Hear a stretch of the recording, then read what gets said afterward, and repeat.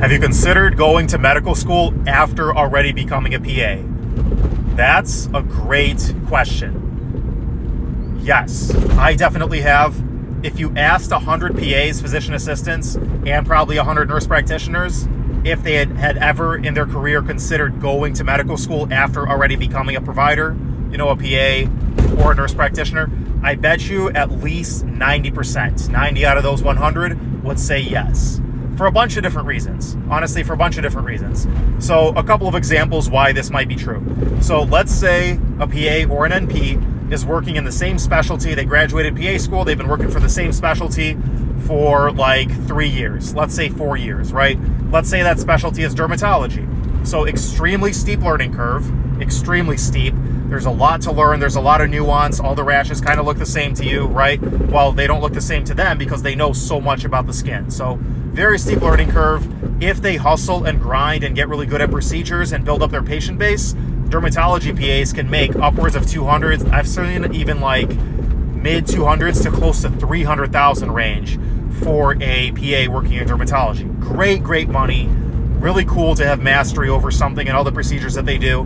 And so let's say this person has gotten to that level. They're making $250,000. They're working like 40, 50 hours, maybe 60 hours a week, maybe a little less. I don't know what it takes to make that kind of money in dermatology, but it's a lot of work.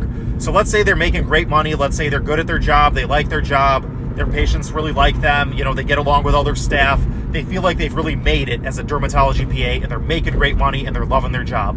But then they see two things. Here's what they see.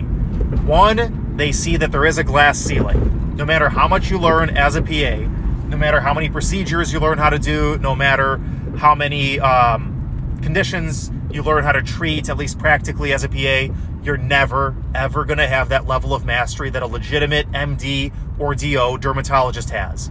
They've learned things more from the ground up. They had that residency. They will always be ahead, and you will never really cross that glass ceiling. Even if you read all the books that the dermatologist did, even if you really train yourself and watch Khan Academy and study like crazy for your whole career, which most people don't. We get comfortable, we get our lives going and stuff. But even if you do all that, you still will not be at the level of that physician because they have the dermatology. They've learned from countless other physicians who have had experience in dermatology. You're not gonna be at that level of understanding and expertise. That's one. So just knowing that as much work and time and effort and blood, sweat, and tears that you put into your craft as a dermatology PA, you'll still never, ever have that level of mastery that the physician does, or the level of respect if that's important to you. Okay, so that's one. Two, you see your dermatologist boss or just physicians in the practice who are dermatologists, board certified medical doctor or doctor of osteopathic medicine, DO, dermatologists. You see them doing pretty dang similar work to you, having a pretty dang similar schedule to you, and making 3 times as much.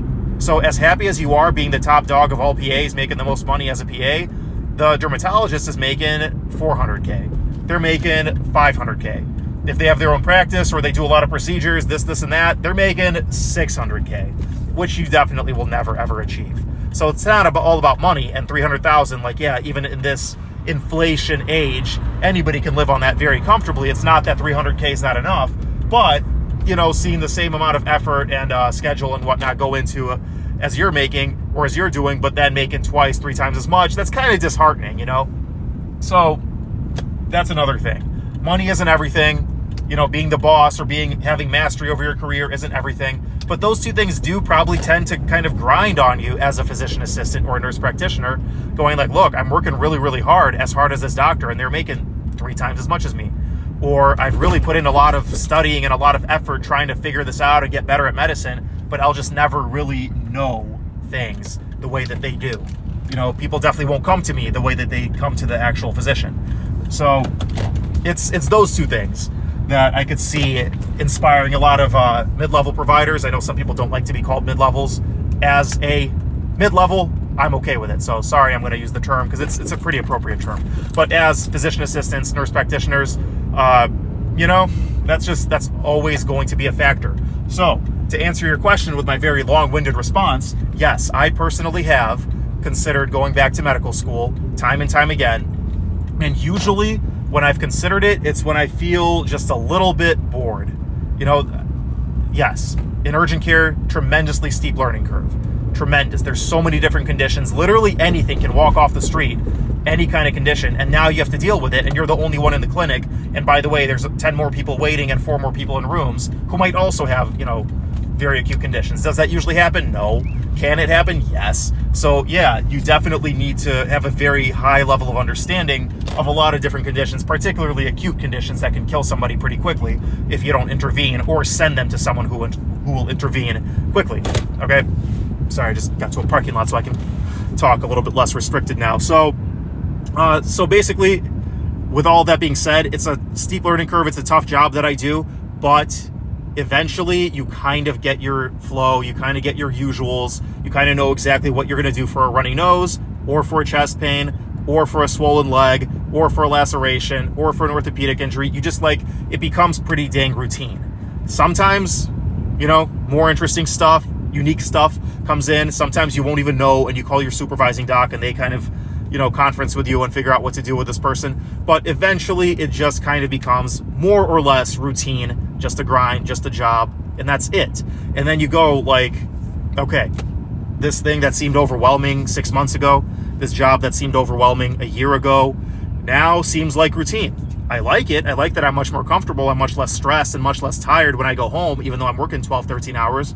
I like that, but the growth, the learning, the understanding, the mastery kind of ends. Yeah, you're still going to learn new stuff. You're going to be looking stuff up on UpToDate. You're always going to have new stuff to learn, but it's just that growth kind of slows down, and then you go is this it? Is this it? And another thing is, maybe not for everyone, but the reason some people choose PA, the lifestyle, the shorter training, whatever, that's part of it. The lateral mobility, that's part of it. But also, it might be a little bit of insecurity going, can I handle medical school? Can I handle being a doctor? Can I learn all that much stuff and keep it in my brain and use it practically? Can I make it through residency, without losing my mind, losing my health, losing all that time? Can I even do it? And then after you've been working as a PA, especially in a tough specialty for a little while, you're like, well, shoot, maybe I can. I thought I couldn't, but maybe I can. That's my dash cam shutting off. Sorry about that. So yeah, so you go, you have so much confidence from doing this thing that's very, very hard, being a PA in the urgent care, in the emergency room, in some other specialties. And then that builds your confidence to go well, shoot, maybe I could survive medical school if I can survive this. And then you start thinking again, man, maybe I should go back. Yeah, I just spent all this time and all this money and whatnot becoming a PA, but I can do this career that can pay me $500,000 a year or more. I can actually do a career that will allow me to do surgery and not just first assist or small office-based procedures like PAs can. I can actually perform real surgery if I become an actual surgeon. It's definitely always in the back of your mind, especially if you're a growth-minded person like I am. So it is always in the back of my mind, and I am frequently even thinking of going back to medical school, either PA or either MD or DO.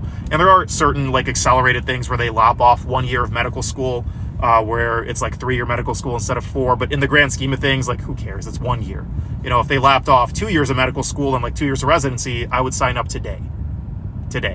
But that's not going to happen. That's certainly not going to happen. And it shouldn't happen because you need that training, that time in training. So it's not going to happen. But yeah. Anyway, I think that's probably all I have to say on the matter. Have I thought about pursuing medical school as already a PA working for close to 3 years, 2.5 years? Yeah, I probably think about it more than most. Will I pull the trigger and do that? Not anytime soon. Honestly, not anytime soon. I've made up my mind about that. Not anytime soon. And ideally, some people would probably say, I'm actually kind of in the ideal situation to do it now. I'm single, I don't have kids, all of that stuff, so just knock it out now. But then I'll give up all of that time. And it's much harder to meet somebody that you're really going to like. It's much harder to put in the time into that relationship to see if it's the right one. It's much harder to have young kids if you're going through medical school and residency. So oddly enough, if I were to do it, I'd probably do it in 10 or 20 years when I'm in my 40s or 50s. That's when I would actually do it, after the young kids situation is done. If I'm lucky enough to have kids, they're not little, they might be in school or they might be out of school and out of the house, and now I need something to do, maybe I'd do it then. It sounds kind of crazy, but that's what I'm thinking. If I ever do go back to med school, it would be probably later in life. All right, hope that answers your question.